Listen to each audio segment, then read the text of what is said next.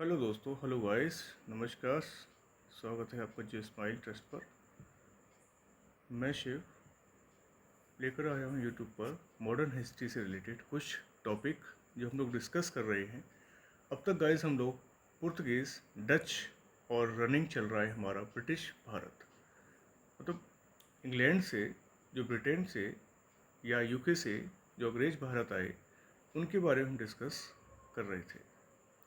तो ये हमारा ब्रिटेन का पार्ट 3 ए वीडियो रहेगा, क्योंकि पार्ट 3 में हमने ब्रिटेन से संबंधित बैकग्राउंड के बारे में बात की थी कि कैसे वो भारत पे आते हैं और किस तरह से वो इंडिया पर अपना बैकग्राउंड इस्टेब्लिश कर लेते हैं।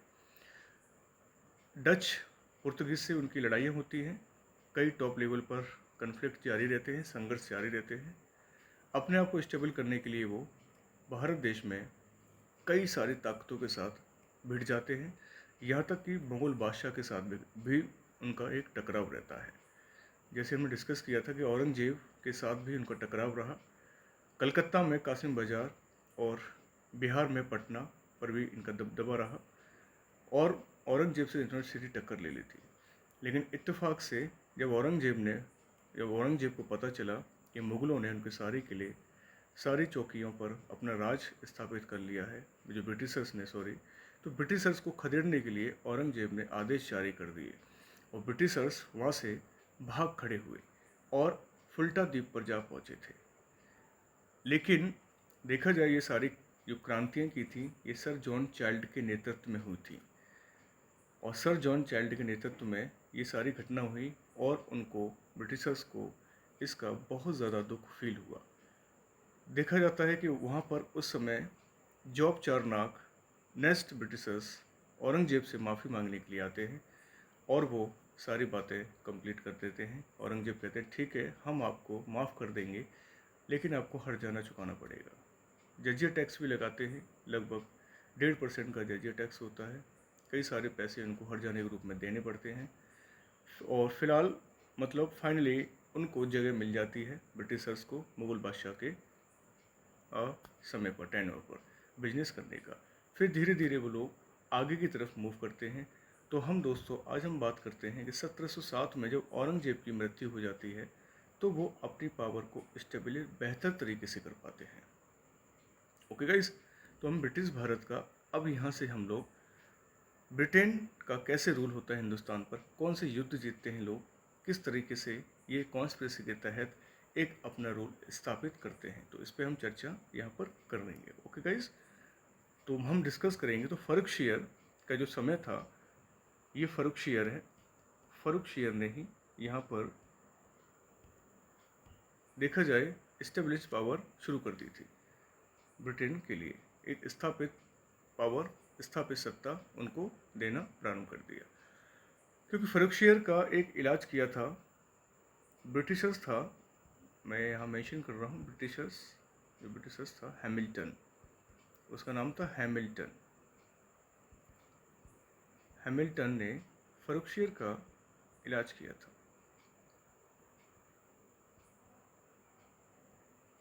इससे खुश होकर फर्रुखशियर ने उनको एक शाही फरमान जारी कर दिया। दोस्तों याद रखना, पूछा जाता है शाही फरमान जारी कर दिया कि आप अब हिंदुस्तान पर फ्री ट्रेड कर सकते हैं, मतलब कुछ आपको किराया देना पड़ेगा। जैसे 3000 रुपीज़ किराया रखा कि आप बंगाल में मुक्त व्यापार कर सकते हैं, बंगाल में free trade. Guys, then second, लगभग 12,000 रुपये में आप सूरत में भी फ्री ट्रेड कर सकते हैं। देखा जाए, फर्रुखशियर एक अयोग्य शासक था। उसने सोचा कि एक हैमिल्टन ब्रिटिशर से, उसने मेरी मदद की। मुझे एक बीमारी हो गई थी, उस बीमारी में इन्फेक्शन था, फोड़े फुंसी बहुत भयानक हो गए थे फर्रुखशियर को। तो देखा जाए हैमिल्टन ने ही उसकी मदद की थी। उसकी इस नीति से खुश हुआ, हैप्पी हुआ और उसने ब्रिटेन को बंगाल में, सूरत में और मुंबई में व्यापार करने की अनुमति दे दी कुछ चंद पैसों में। ये थोड़ा गाइस याद रखना, वेरी इंपॉर्टेंट है। शाही फरमान 1717 में जारी करता है। फर्रुखशियर अयोग्य बादशाह होता है क्योंकि औरंगजेब के बाद कई सारे बादशाह यहाँ पर आते हैं। मैं आप लिख देता हूँ। औरंगजेब की डेथ 1707 में होती है और 1707 से लेकर 1712 तक बहादुर शाह रहता है यहाँ पर, बहादुर शाह। क्योंकि ये जो पृष्ठभूमि हम तैयार कर रहे हैं, ये पृष्ठभूमि रहेगी हमारी, मैं यहाँ डिस्कस कर रहा हूँ, जो पहले का हमारा क्लियर हुआ है, जो पिछली क्लास का था भी, जो आपको शो हुआ था। तो ये पृष्ठभूमि हो रही है हमारी बैटल ऑफ प्लासी। तो बैटल ऑफ प्लासी के बारे में हम लोग यहाँ पर चर्चा करेंगे। तो बैटल ऑफ प्लासी की पृष्ठभूमि, बैकग्राउंड तैयार हो रहा है, किस तरह से बैटल ऑफ प्लासी लड़ा गया था। बहादुर शाह जो है ये फर्स्ट है। इसका कार्यकाल 1707 से 1712 रहता है। देन 1712 से 1713 तक जहांगीर शाह आता है। तो दोस्तों, जो मैं बात कर रहा हूँ वो है आपके फर्रुखशियर की। तो इसके बाद जो आता है वो फर्रुखशियर रहता है, फर्रुखशियर। तो 1713 से लेकर 1719 तक का शासनकाल फर्रुखशियर रहता है, जिसमें सैयद बंधुओं का रोल ज़्यादा रहता है इनको बनाने में। सैयद बंधुओं को, सारे एक एक पॉइंट आपका बहुत ही इम्पोर्टेंट है। सैयद ब्रदर्स का फर्रुखशियर यहाँ पर होल्ड रहता है, फर्रुखशियर, जिसे ग्रेनित कायर कहते हैं। ग्रेनित कायर कई बार पूछा जाता है। एक तरह से कायर आप जानते हो क्या होता है, एक डरपोक होता है, घबरा जाता है। कोई उसका भला कर दे तो वो सब कुछ, ऐसा लगता है कि सब कुछ उसी को दे दो। जैसे कि हैमिल्टन ने उसका एक फोड़ा क्या ठीक कर दिया, उसने हिंदुस्तान की जागीरें सुपुर्द कर दी अंग्रेज़ों को। तो ये गलत, बहुत ज़्यादा एक नीति इस्टेब्लिश हुई अंग्रेज़ों की हिंदुस्तान के अंदर। देन यहीं पर एक शक्ति क्रिएट होती है मुर्शिद कुली खां का। मुर्शिद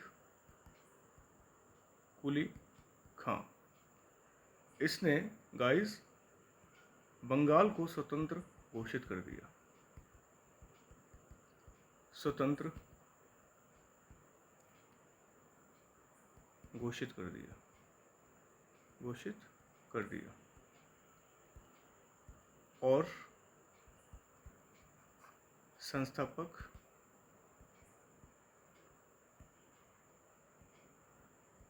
बना दिया गया।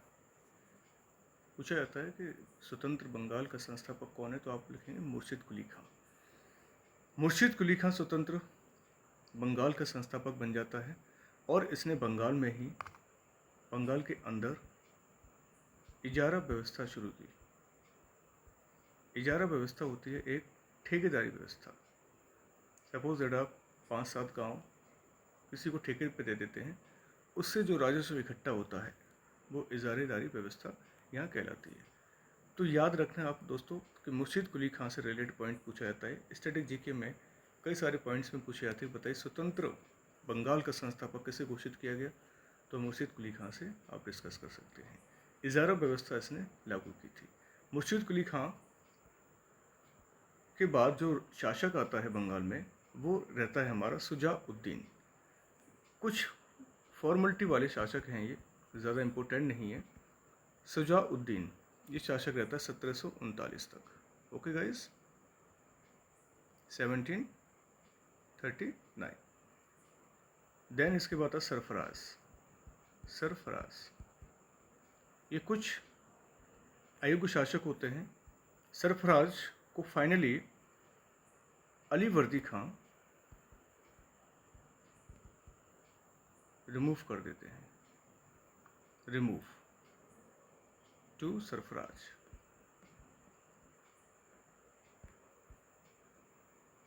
Then next Nawab of Bengal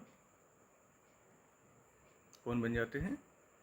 Ali वर्दी खां। ओके गाइस, बहुत बेसिक पॉइंट्स हैं, आप इनको नोट्स बना सकते हो। अलीवर्दी खां। और अलीवर्दी खां रूल करता है बंगाल के ऊपर अपनी हिफाजत से आगे तक, ये तरीके से अंग्रेज़ों से टक्कर लेता है। वैसे अलीवर्दी खां बिहार का क्या था, बिहार में ही दीवान था ये। देन आगे फिर ये बंगाल का नवाब बनता है, और बंगाल के नवाब की जो सत्ता है वो मुर्शिद कुली खां ने ही शुरू की थी। बंगाल के नवाब की सत्ता मुर्शिद कुली खां के द्वारा शुरू की गई गाइस। मुर्शिद कुली खां की जो हत्या हो जाती है वो 1727 में इसकी डेथ हो जाती है। ओके गाइस, 1727 में इसकी डेथ हो जाती है मुर्शिद कुली खां की। उसके बाद सुजाउद्दीन आता, 1739 तक बनता है। देन सरफराज रहता है, और सरफराज अपने हिसाब से रूल नहीं कर पाता है, और वो 2-4 साल में ही इसको हटा दिया जाता है। हटाता कौन है, अलीवर्दी खां सरफराज को हटा देते हैं, और नेक्स्ट बंगाल का नवाब बन के सामने आता है अलीवर्दी खां। अलीवर्दी खां काफ़ी एक योग्य शासक रहा जिसने बंगाल को समेटे रखा। याद रखना गाइस, बंगाल एक बहुत बड़ा विशाल बंगाल था। उड़ीसा, बिहार, ये सब बंगाल के ही पार्ट थे। और बंगाल देखा जाए एक फर्टाइल लैंड थी, उपजाऊ भूमि थी। क्योंकि अगर यहाँ छोटा सा मैप ड्रॉ करके मैं आपको समझा देता हूँ, बंगाल बहुत बड़ा उपजाऊ क्षेत्र था। ये आपका बंगाल, पहले ईस्ट बंगाल जो आज हम कहते हैं बांग्लादेश, ये भी बंगाल का पार्ट था। ईस्ट और वेस्ट ये बट गया था जब हमारा 1947 में बहुल मुसलमान की वजह से, यहाँ मुसलमान संख्या ज़्यादा थी इधर, और इधर भी ज़्यादा थी, तो ईस्ट बंगाल हो गया था। देन उसको फिर इंदिरा गांधी ने अपनी सेना भेजी तो उसको आज़ाद कराया, और उसको एक 1971 में बांग्लादेश की संज्ञा दे दी थी। तो वही हम ईस्ट बंगाल की बात की, पूरा बंगाल था, ये पूरा क्षेत्र बंगाल था। इधर से भी, यहाँ से भी ब्रह्मपुत्र आ रही है हमारी, अरुणाचल प्रदेश करते हुए असम होते हुए बंगाल होते हुए, और इधर से हमारी गंगा आ रही है। तो ये एक तरह से दोआब क्षेत्र मान लीजिए, बहुत ज़्यादा उपजाऊ क्षेत्र था, खाने पीने की कोई कमी नहीं होती थी। तो अंग्रेज़ों की निगाह यहाँ पर बहुत ज़्यादा थी। विशाल यहाँ पर संघर्ष होता रहता था, डच भी, पुर्तगाल भी, अंग्रेज भी, इधर मुग़ल बादशाह भी। मतलब एक तरह से हमारा भारत देश का शोषण कंटिन्यू होता रहा है, और होता इस समय होता ही रहा है, इस समय हो रहा था। लेकिन एक हमारा कोई भारतीय राजा भी कोई यहाँ पर टक्कर लेने वाला नहीं था। लोकल रियासतें थी वो आपस में लड़ मट के ख़त्म हो जाती थी। इसी का फ़ायदा इन लोगों ने उठाया यहाँ पर, और बंगाल में इन्होंने पावर इस्टेब्लिश करना शुरू की। तो ये गाइस बंगाल है, यहाँ से ही इन्होंने अपना ट्रेडिंग सेंटर शुरू कर दिया था। एक पावर इस्टेब्लिश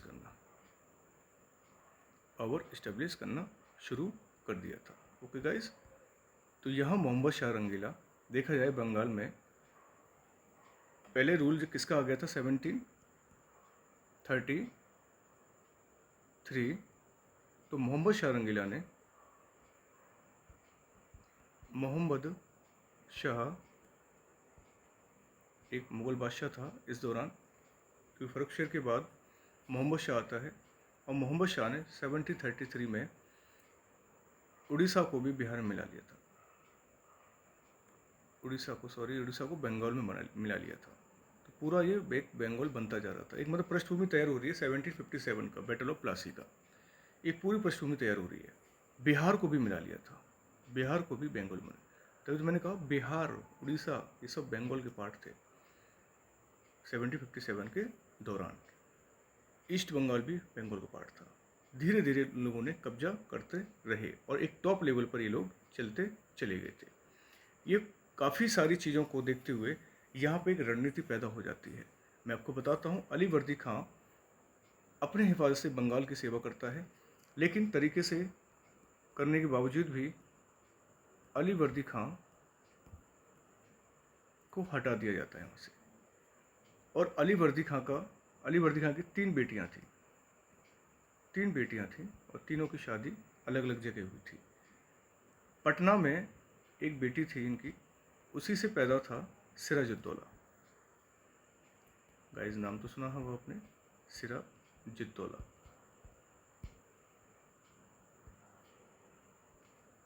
और इस दौरान काफ़ी सारे संघर्ष भी चल रहे थे, जैसे कि कर्नाटक का first war and second and third, ये भी कारण माने जाते हैं देखा जाए। अभी हम इसको देखते हैं यहाँ पे थोड़े एक कॉजेस और भी, मतलब यहाँ पर संघर्ष और चल रहा है।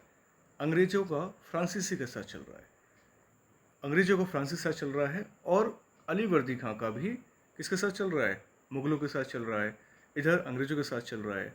तो अंग्रेज चारों तरफ फैल गए थे, तो अंग्रेजों का दबदबा ज़्यादा था, लड़ाइयाँ भी काफ़ी सारी चीज़ों में ये इन्वॉल्वमेंट इनका रहा, मतलब इन्वॉल्वमेंट ज़्यादा ही था।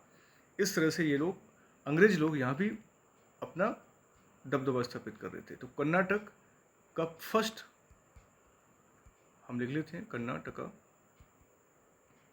का प्रथम युद्ध, बस पूछा जाते हैं कि ये सब चीज़ें, तो 76 से लेकर 48 तक के रहा था, और इसको फिनिश भी किया गया था 48 में, 1748 में। एंड सेकेंड कर्नाटक का सेकेंड वार, सेकेंड युद्ध 1749 से 54 तक,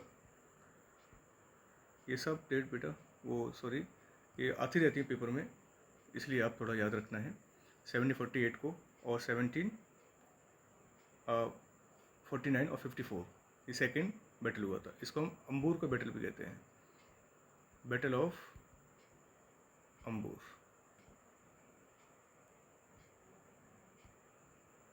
थर्ड कर्नाटक वार होता है, ये सेकंड था, ये फर्स्ट था। ये कर्नाटक मतलब अंग्रेजी और फ्रांसीसी भी चल रहा है, अंग्रेजी, इंग्लिश एंड फ्रेंच, ये बैटल हो रहा है इंग्लिश और फ्रेंच के बीच में चल रहा है। थर्ड होता है कर्नाटका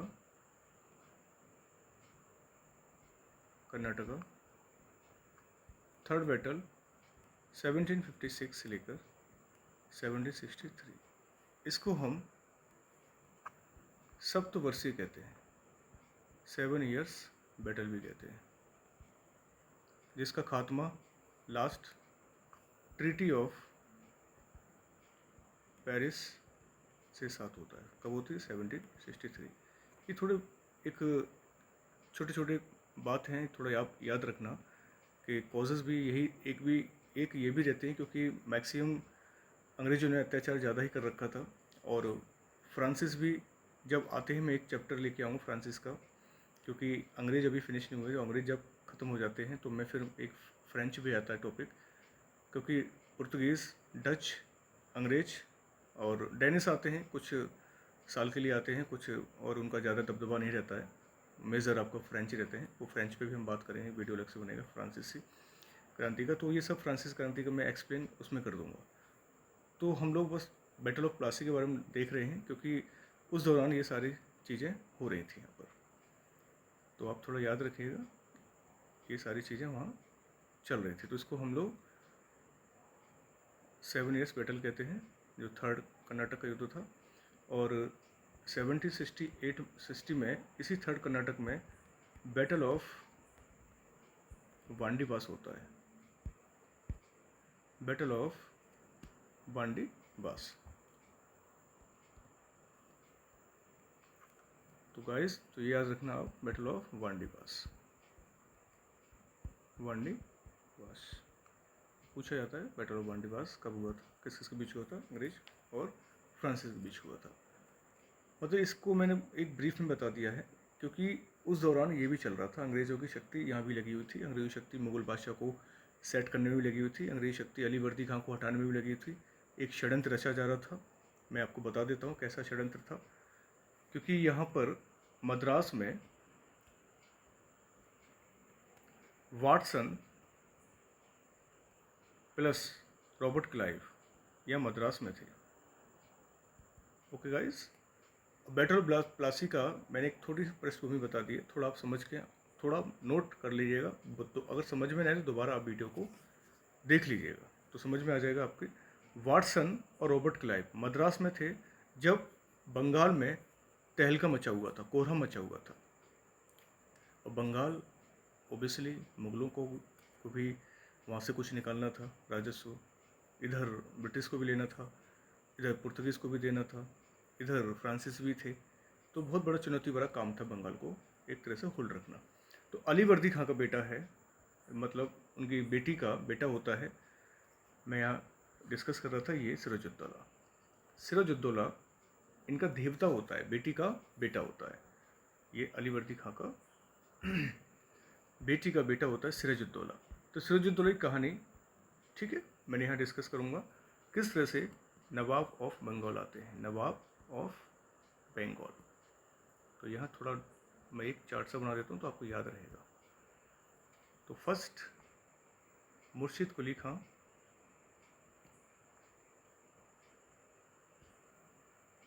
जिन्होंने बंगाल को एक संस्थापक कहते हैं, स्वतंत्र बंगाल संस्थापक। सेकंड छोटे मोटे आते हैं, वही मैंने आपको बताया, शुजाउद्दौला और वो सरफराज वगैरह। तो हम एक योग्य की बात करेंगे, जो योग्य नवाब थे, अली वर्दी Khan. Third Sirajuddaulah, Sirajuddaulah. And fourth Mir Jafar. Fifth Mir Qasim.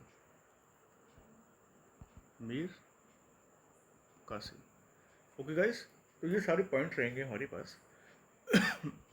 Mir Qasim का एक बेटा आता है नजमुद्दौला।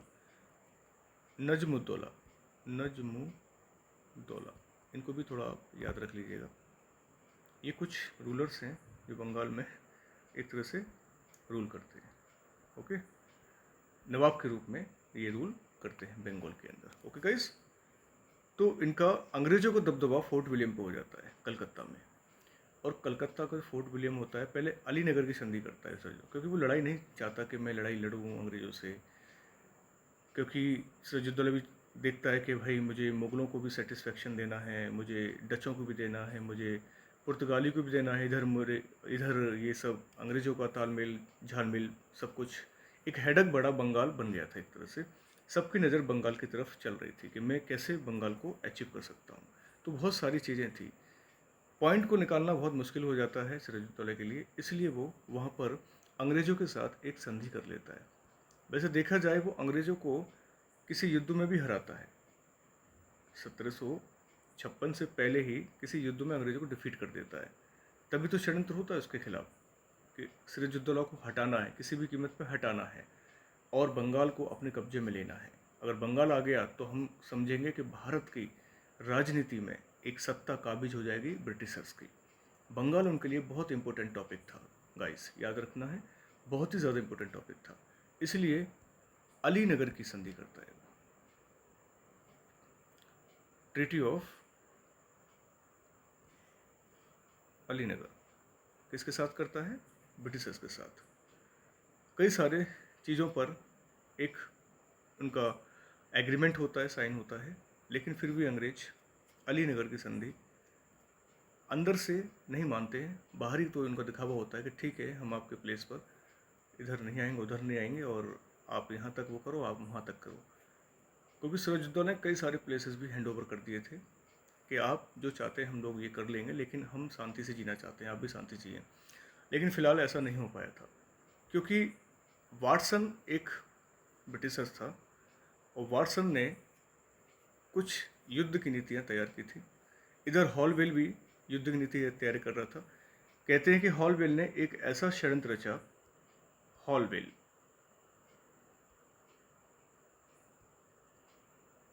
का एक स्टेटमेंट है गाइस, याद रखना। एक इतिहास वाले, वैसे देखा जाए हिस्टोरियंस जो होते हैं वो उसको सत्य नहीं मानते हैं, लेकिन हॉलवेल ने एक झूठी कहानी बनाती थी सिराजुद्दौला के खिलाफ, क्योंकि उनको तो बंगाल चाहिए था ना ब्रिटिशर्स को, कि 146 ब्रिटिशर्स एक कमरे में बंद कर दिए थे, एक रूम में, मतलब एक काल कोठरी में, एक कोठी में बंद कर दिए थे। रूम का मतलब बहुत बड़ा रूम था, एक काल कोठरी थी, तो काल कोठरी घटना भी कहते हैं इसको, जिसमें से मात्र 23 लोग जिंदा बचे। 23 लोग जिंदा बचे गाइस। ये मुद्दा बना लिया था हॉलवेल ने। सत्य नहीं मानते इतिहासकार, लेकिन ब्रिटिशर्स कहते हैं कि ये सिराजुद्दौला ने काम किया, ये कांड जो इंसिडेंट करवाया है सिराजुद्दौला ने कराया गाइस। लेकिन ऐसा कोई सिराजुद्दौला का रोल नहीं मानते हम लोग ब्रिटिशर्स, वो हिस्ट्री मतलब इंडियंस लोग ऐसा नहीं मानते कि सिराजुद्दौला ने ऐसा किया है। लेकिन हॉल मेल के स्टेटमेंट के द्वारा एक पूरा प्लान बन जाता है बैटल ऑफ प्लासी का। इधर सिराजुद्दौला के खुद खास लोग भी चाहते हैं कि सिराजुद्दौला हार जाए और मैं बंगाल का नवाब बन जाऊं। बहुत बड़ा षड्यंत्र सिराजुद्दौला के खिलाफ होने जा रहा है गाइस। काफ़ी सारी प्रॉब्लम्स रहीं। इस घटना को कहते हैं, जो हॉलवेल ने जो बनाया है, इसे कहते हैं ब्लैक होल।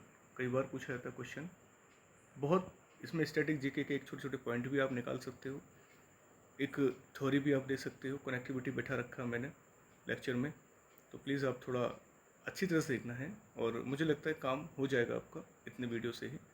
बाकी आपकी मर्जी है कि आप शो ऑफ में जा रहे हैं, कहाँ कौन कितना। मैं तो यहाँ थंबनेल भी नहीं लगाता, कुछ नहीं लगाता, डायरेक्ट मैं वीडियो अपलोड कर देता हूँ। मुझे ना इसमें फाइनेंस ज़्यादा प्रॉब्लम, मतलब फाइनेंस का मतलब पैसा भी नहीं कमाना है, ना मैं इतना बड़ा कोई प्लेटफॉर्म चला रहा हूँ। बस गाइस आप लोगों के लिए है, अगर छोटा सा एक मदद है आपकी हो जाएगी और आप उसका यूज आराम से कर सकते हो। ओके गाइस, तो फिर आप थोड़ा इसको वीडियो को अगर एक बार समझ में 2 बार देखिएगा, कोई इशू नहीं है सर। स्पीड में देख सकते हो, स्पीड बढ़ा सकते हो, 1.5 कर सकते हो, 1.75 कर सकते हो, कम भी कर सकते हो, अपने हिसाब से आप देख सकते हो इस चीज़ को। ओके गाइस, तो ब्लैक होल इंसिडेंट होता है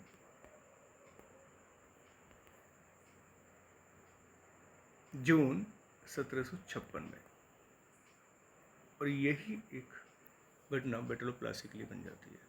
बैकग्राउंड तो मैं बता चुका हूँ पहले, लेकिन ये मेजर एक झूठ बोलता है हॉलवेल कि इस तरह से सिराजुद्दौला ने हमारे अली नगरी संधि को तोड़ा है और हमारे इतने सारे लोग एक काल कोठरी में दम घुटने से मर जाते हैं।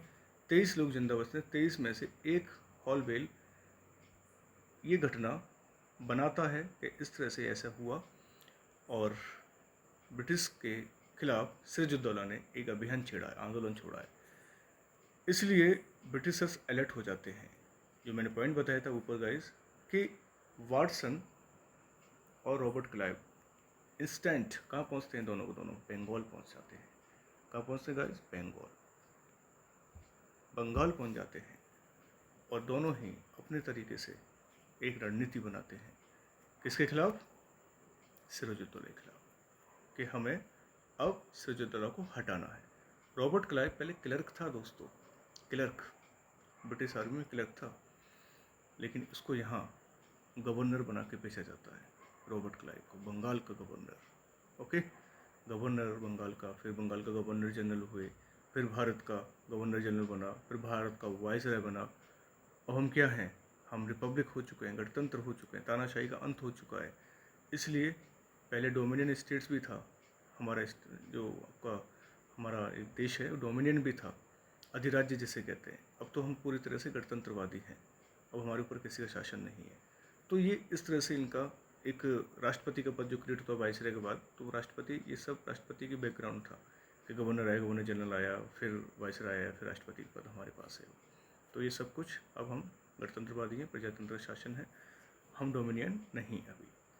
तो इस तरह से एक सिराजुद्दौला के साथ भी घटना होती है कि सिराजुद्दौला के अगेंस्ट कौन कौन होता है? सिराजुद्दौला, ओके गाइस, सिराजुद्दौला के अगेंस्ट होते हैं इनके खुद के रिश्तेदार होते हैं। इनकी मौसी होती है घसीटी बेगम, घसीटी बेगम, नाम तो लग रहा होगा आपको ऐसा ही है, काम, नाम भी ऐसा, काम भी ऐसा, इस तरह का। मानिक चंद ये प्रभारी था, बिहार का प्रभारी था मानिक चंद, ये भी षड्यंत्र में शामिल था। सिराजुद्दौला के साथ हैं, ये मैं लगा रहा हूँ ऐसे एरो, ये साथ थे, लेकिन बाद में ये खिलाफ हो जाते हैं। और इनका खुद का सेनापति मीर जाफ़र, ये दिन और रात हमेशा सपना देखता था कि मैं कब बंगाल का नवाब बनूंगा। देखिए जिस थाली में खा रहे हैं उसी में छेद किया लोगों ने। ये सेनापति, इस तरह से राय दुर्लभ भी साथ भी था। राय दुर्लभ ये भी दीवान था एक छोटी जगह का। ये चारों के चारों किसके खिलाफ हो गए? मतलब एक षड्यंत्र रचा, कॉन्स्पिरेसी, किसके अगेंस्ट? सिराजुद्दौला के अगेंस्ट। क्योंकि सबसे बड़ा काम किसका था? मीर जाफ़र। क्योंकि मीर जाफ़र के पास लगभग कहते हैं 16,000 से लेकर 18,000 सैनिक का एक जनरल था। ये जनरल मतलब सेनापति था, और सिराजुद्दौला का पूरा ट्रस्ट इसी के ऊपर था। एक ट्रस्ट, क्योंकि सेनापति है तो सेनापति के पास एक ताकत भी है। और इधर इन लोगों ने प्लान बनाया, ब्रिटिशर्स ने। Okay guys, Britishers. और ब्रिटिशर्स में रॉबर्ट क्लाइव प्लस वाटसन। और रॉबर्ट क्लाइव पर एक छोटा सा ब्रीफ में बताऊंगा। इतनी सेना नहीं थी, कहते हैं कि लगभग इसके पास 400 के लगभग 400 400 के लगभग सेना थी। अब 400 कहाँ 16 से 18 सेना का सामना कर सकता है? आप खुद देखिए, गैस कीजिएगा। मतलब एक बहुत बड़ा टकराव हो रहा है। अब ब्रिटिशर रॉबर्ट क्लाइव ने एक संदेश भेजा। रॉबर्ट क्लाइव पहला गवर्नर बंगाल का बनता है। ये एक संदेश कहाँ भेजता है? ब्रिटेन में एक संदेश देता है कि मुझे आर्मी चाहिए। क्या बोलता है? क्या चाहता है? Want army. किससे कहता है? ब्रिटेन से। लेकिन ब्रिटेन ने जवाबी में बोला कि हमारी आर्मी अभी फ्रांस के युद्ध में बिजी है। उस समय नेपोलियन बोनापार्ट का युद्ध चल रहा था। ओके गाइस, तो ब्रिटेन ने कहा हम आपको सेना नहीं दे सकते। ये क्रॉस का मतलब समझ जाना आप, कि हम आपको सेना नहीं दे सकते। क्यों? बिकॉज जो आर्मी है, because army engaged another battle. अब एनदर बैटल का मतलब नेपोलियन बोनापार्ट के साथ आर्मी बेस्ट थी, वो उनकी मदद नहीं कर पाए। जो भी करना है आप 400-500 सैनिक में ही कीजिए। तब ब्रिटिशर्स ने सेनापति मीर जाफ़र को ऑफ़र किया। और मीर जाफ़र आप समझते हो, वैसे बहुत सारे ऑफ़र मतलब बहुत सारे एक कॉन्स्पिरेसी हुई थी, लेकिन मैं डायरेक्ट बताता हूँ कि ब्रिटिशर्स डायरेक्ट किससे मिल जाते हैं? मीर जाफ़र सेनापति। और जब इनकी मुलाकात होती है Robert Clive plus Mir Jafar, तो ये अपने आप को बोलता है कि मुझे बंगाल का नवाब बनना है और मैं आपका साथ दूंगा। तो यहाँ से इनका साथ रहता है। तो रॉबर्ट क्लाइव के लिए बहुत इजी हो जाता है बैटल ऑफ प्लासी को जीतना गाइस। ओके, इस तरह से बैटल ऑफ प्लासी एक तरह से अनिर्णायक युद्ध रहता है। अनिर्णायक मतलब विश्वासघाती युद्ध रहता है। पूछा जाता है बताइए इतिहास का पहला अनिर्णायक युद्ध कौन सा था? तो आप बता सकते हैं 21 जून 1757 का अनिर्णायक युद्ध होता है, बैटल ऑफ प्लासी। अब इसमें सारे षड्यंत्रकारी में नाम लिख दिए, मेंशन करा दिए, देख लीजिएगा। और उन षड्यंत्रकारियों ने सिराजुद्दौला का साथ नहीं दिया, क्योंकि वर्सेस ब्रिटिश वर्सेस सिराजुद्दौला। पता ही नहीं था सिराजुद्दौला पता ही नहीं था कि मैं मैदान में हूँ, और मैदान में मेरे पास जो सब कुछ है वो सब कुछ किधर चला जाएगा? इधर चला जाएगा। जब इंस्टेंट तो नहीं मालूम पड़ता, बाद में जब पता चलता है कि सारी की सारी सेना, यहाँ तक कि इनकी मौसी, इनके रिश्तेदार तक, सब कुछ ब्रिटिश की पाले में चले जाते हैं। और इधर सिराजुद्दौला युद्ध में हार जाता है। याद रखें दोस्तों, ये इसकी हार हो जाती है, हार जाता है। कहते हैं 57 से ही, वैसे देखा जाए नींव तो बक्सर के बैटल से होती है, बक्सर के युद्ध से होती है परमानेंट, क्योंकि वो एक निर्णायक युद्ध होता है, ये अनिर्णायक होता है।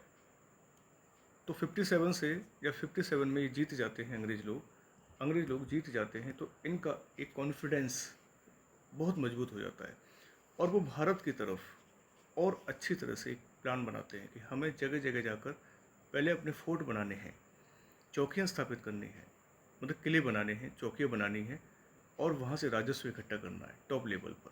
तो टॉप लेवल पर ये अपने आप को इस्टेब्लिश करते चले जाते हैं। सिराजुद्दौला यहाँ पर हार जाता है, और मीर जाफ़र का बेटा ही होता है मीरन, इसकी हत्या कर देता है। Okay guys, Miran killed 2 Sirajuddaula. अपने ही लोग अपने ही आदमी को मार रहे हैं और ब्रिटिशर्स हमारे कंधे को लेकर निशाना लगा रहे हैं। तो ये तो हमारी क्या थी, एक तरह से गीदड़ थे हम लोग, एक तरह से कह सकते हैं। ब्रिटिशर्स का गीदड़ कहा जाता है मीर जाफ़र को। ब्रिटिशर्स का गीदड़ मतलब रॉबर्ट क्लाइव का गीदड़ कहते हैं इसे, क्योंकि इस तरह से उन्होंने ऐसी कमान, ऐसी पॉलिसी, ऐसी रणनीति बनाई अंग्रेज़ों ने, और हम उनका प्लान, ऑफ़र सब कुछ एक्सेप्ट करते हुए आगे चल दिए और अपने हिसाब से देश के साथ गद्दारी करते चले गए। इस तरह से एक टॉप लेवल पर हिंदुस्तान पर 57 में बंगाल किसके ऊपर चला जाता है, ब्रिटिशर्स के में। और नेक्स्ट नवाब मीर जाफ़र रहता है, लेकिन मीर जाफ़र नाम मात्र नवाब रहता है। सब कुछ जो पावर होती है वो किसके पास होती है गाइस, आप जानते हैं, ब्रिटिशर्स के पास। तो यहाँ पर रॉबर्ट क्लाइव एक रणनीति के तहत इस युद्ध को जीत जाता है। कुछ पॉइंट्स यहाँ पर रहते हैं, मैं नोट करके लिख देता हूँ। बैटल ऑफ प्लासी के समय पर के टाइम या के समय मुग़ल बादशाह कौन था, मुग़ल रूलर, तो आप लिख सकते हैं आलमगीर सेकंड। ये पॉइंट एग्जाम में डिस्कस किए जाते हैं। ओके, सेकंड प्लासी, ये भी छोटे छोटे क्वेश्चन कभी कभी डिस्कस किए जाते हैं एसएससी में। प्लासी जो है वो पड़ता है बिहार में, सॉरी बंगाल में, वो बक्सर होता है बिहार में, बंगाल में। थर्ड, प्लासी किस नदी किनारे है, प्लासी किस नदी के किनारे है, ये भी क्वेश्चन आ जाते हैं। तो आप लिखेंगे भागीरथी नदी है, भागीरथी रिवर है। और फोर्थ पॉइंट, सिराजुद्दौला हत्या तो मीरन कर देता है। अगला, नवाब किसे कहा गया, कौन बना, मीर जाफ़र, जिसे पूछे जाते हैं दोस्त, जिसे क्लाइव का गीदड़ कहा गया, ये भी पूछा जाता है। क्लाइव का गीदड़ कहा जाता है। एक मीर जाफ़र की वजह से पूरा हिंदुस्तान 190 साल की भेड़ियों में जकड़ जाता है। और आज भी गद्दारों की कमी नहीं है। पहले 2-4 थे, आज तो 2-4 करोड़ से भी ज़्यादा है। जहाँ देखो गली मोहल्ले चौराहे पर, किसी भी शहर में देख लो, हर जगह अपराध, गुंडागर्दी, विश्वासघात टॉप लेवल पर है। बस चंद सांसें ले रहे हैं, पता नहीं कब थम जाए। इसलिए दोस्तों प्राइड के साथ पढ़ाई करो, हिम्मत के साथ आगे बढ़ो, सिलेक्शन होगा, पक्का होगा। इसके बाद हम नेक्स्ट बात करेंगे बैटल ऑफ बक्सर की, किस तरह से बैटल ऑफ बक्सर भी अपने फेवर में करते हैं अंग्रेज। बहुत अच्छी रणनीति के साथ ये आगे बढ़ रहे हैं। मैं जो पॉइंट आपके एग्ज़ाम में आएगा वो सारे मैं मेंशन करूँगा। बस आप प्लीज़ लाइक भी किया करें, कमेंट भी कर दिया करें। मुझे कोई यहाँ पैसा नहीं मिल रहा है, ठीक है। आप तैयारी करें, मेरा कोई प्लेटफॉर्म नहीं है, अब भी कह रहा हूँ, बस ये आपकी हेल्प के लिए एक वीडियो है। छोटे छोटे वीडियो मैं आपको डालता रहूँगा टाइम टू टाइम, आगे आपके लिए बेनिफिट रहेंगे। ओके गाइस, तो आज हम यहीं पर ड्रॉप करेंगे और नेक्स्ट कहानी, नेक्स्ट बैटल दोबारा आपके साथ शुरू करेंगे। Thank you so much.